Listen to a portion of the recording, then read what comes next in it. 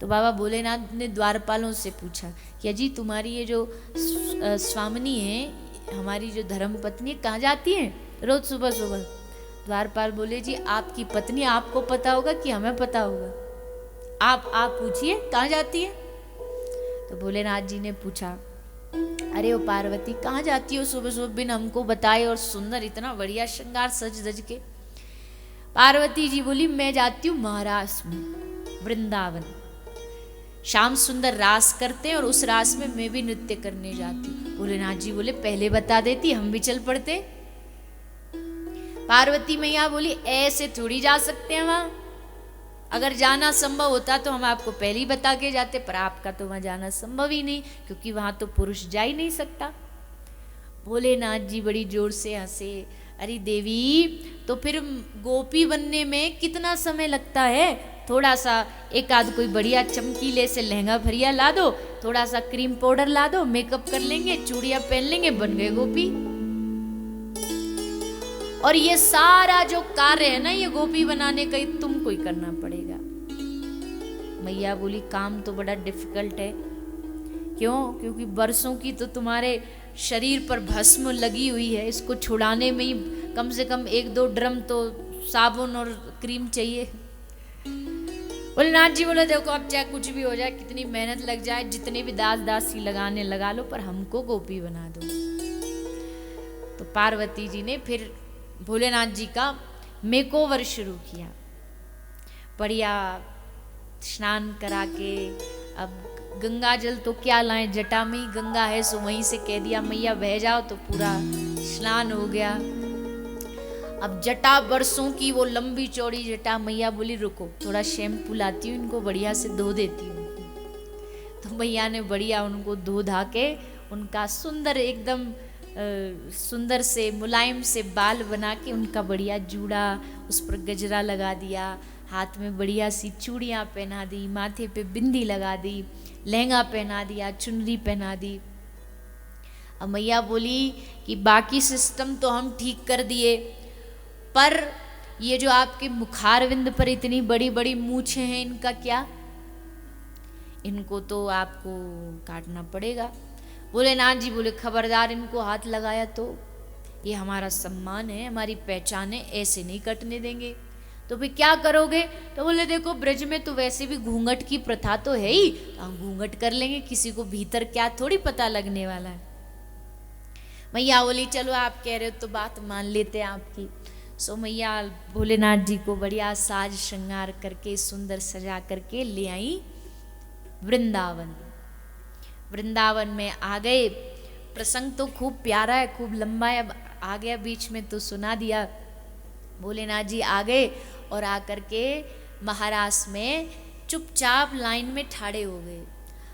अब ठाकुर जी की नज़र सब छोड़ो भोलेनाथ जी पर ही टिकी हुई है कि ये गोपी में कुछ तो डिफेक्ट है, ये गोपी थोड़ी सी। अब देखो पुरुष कितना भी महिला जैसा श्रृंगार कर ले, पर चाल तो वही मर्दों जैसी रहेगी, वही पहलवानों जैसी रहेगी। ठाकुर जी बोले पार्वती आज एक किसको लाइए पकड़ के? अरे प्रभु वो एक पास के गांव की, ऊंचे गांव की एक गोपी है, कह रही मैं भी रास में जाऊंगी, मैं भी रास करूंगी। ठाकुर जी बोले बड़ी हट्टी तगड़ी गोपी है ये तो। अरे हाँ प्रभु खूब गाय का दूध पीती है ना, सो एकदम धींग दसोर है। अच्छा। श्याम सुंदर ने पूछा गोपी अपना नाम बताएगी, क्या नाम है तेरा? अब भोलेनाथ जी की बोलती बंद, क्योंकि बाकी सब चीज तो डिसाइड पहले से करके आए थे, पर ये डिस्कशन नहीं हुआ था कि नाम क्या रखेंगे। तो भोलेनाथ जी चुप एकदम, पकड़े जाने का डर, भेद खुलने का डर। ठाकुर जी बोले अजी बताओ तो क्या नाम है आपका? अरे सखी तेरो नाम तो बता। तो घूंघट के भीतर से भोलेनाथ जी बोले श्याम सुंदर जो सखी हमको लेके आई है ना, उसने हमको हमारा नाम नहीं बताया। ठाकुर जी बड़ी जोरते हंसे, ललिता हंसी, विशाखा हंसी, चित्रा इंदुलेखा हंसी। अरे अरे अरे अरे या गोपी के संग तो धोखो है गयो, या को नाम ही नहीं है। अच्छा श्याम सुंदर तुम यहाँ को नामकरण कर दो। तो भोलेनाथ जी का नामकरण ठाकुर जी ने किया। भगवान ने कहा अच्छा ये सारी यहाँ पर जितने भी आए हैं तुम सब गोपी, और ये नई गोपी है थोड़ी शर्मा रही है, या को नाम आज ते गोपेश्वरी रख देते हैं। तो ये गोपेश्वरी गोपी अब हमारे संग महाराज करेगी।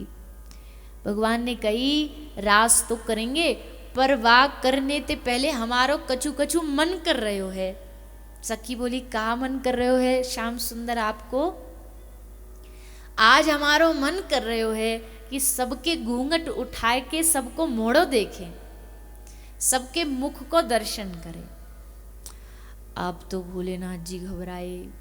लाइन लगी थी तो भोलेनाथ जी सोचे कि सबसे पीछे लाइन में लग जाते, जब तक हमारा नंबर आएगा तब तक श्याम सुंदर थक जाएंगे, बोलेंगे चलो हो गया अब रास करते हैं। पीछे जाके लाइन में लग गए। श्याम सुंदर ने बोला अच्छा। भगवान ने कहा आज हम यहां से नहीं, आज हम पीछे से शुरू करेंगे। भोलेनाथ जी नजर बचा के फिर पीछे पीछे भाग के इधर आ गए। भगवान श्याम सुंदर बोले आज हम इधर से नहीं, आज हम उधर से, अब मन कर रहा है अब उधर से शुरू करेंगे। फिर भोलेनाथ जी इधर भागे। श्याम सुंदर बोले ना इधर से करेंगे ना उधर से करेंगे, ये जो गोपी इधर से उधर उधर से इधर हो रही है इससे शुरू करेंगे। खोलो घूंघट। अब पार्वती जी घबराई। पार्वती जी भागी भागी आई बीच बचाव करने के लिए। पार्वती जी बोली अरे श्याम सुंदर कहाँ आप इस बावरी के पीछे पड़ रहे हो, बड़ी कुरूप है बेरूप है, क्या करोगे या को मोड़ो देख के, चलो रास शुरू करते हैं। पकड़ के श्याम सुंदर को हाथ पार्वती जी खींच के ले गई रास में। पर ठाकुर जी को ध्यान वहीं अटको पड़ो है कि या गोपी को भेद तो हम खोल के रहेंगे। सो जैसे ही रास आरंभ हुयो श्याम सुंदर नृत्य आरंभ करते हैं। भोलेनाथ जी भी बढ़िया अपनी 2 डंडी ले ली और आराम आराम से गरबा खेलना शुरू कर दिया। बढ़िया रास रच रहे हैं, गरबा रच रहे हैं। थोड़ी देर तक तो ये ऐसे ही चलता रहा। अब श्याम सुंदर को सूझी कि अब करते काम अपना शुरू। भगवान ने निकाली फेंट से बांसुरी और अपने अधरों पर रख करके बजाई, और जैसे भगवान की वेणु बजी, बंशी बजी, बंशी सुन करके, उस ध्वनि को सुन करके बाबा भोलेनाथ एकदम बावरे हो गए।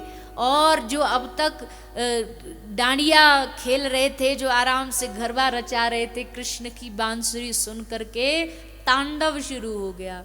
चूड़ी कहीं, लहंगा कहीं, जूड़ा की पिन कहीं, गजरा कहीं, और तांडव नृत्य करने लगे।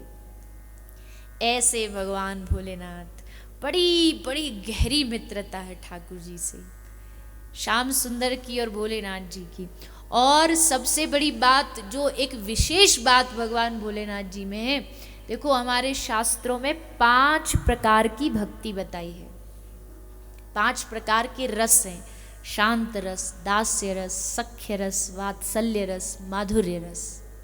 ये अलग अलग संबंध है। जैसे किसी को बेटा भाव है तो वात्सल्य भाव का रसिक है वो, किसी का सखा भाव है तो सख्य रस, गोपियां माधुर्य रस।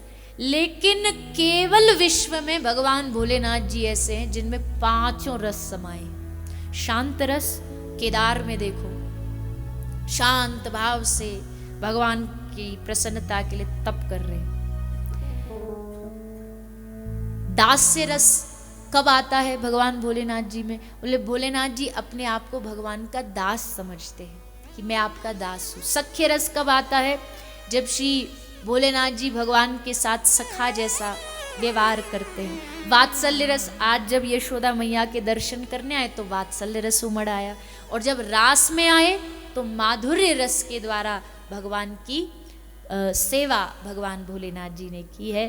तो ऐसा सुंदर भगवान भोलेनाथ और हमारे ब्रज के ठाकुर जी का रिश्ता है, संबंध है। ब्रज में भी बहुत सारे स्थानों पर भगवान भोलेनाथ अलग अलग रूप में विराजमान हैं।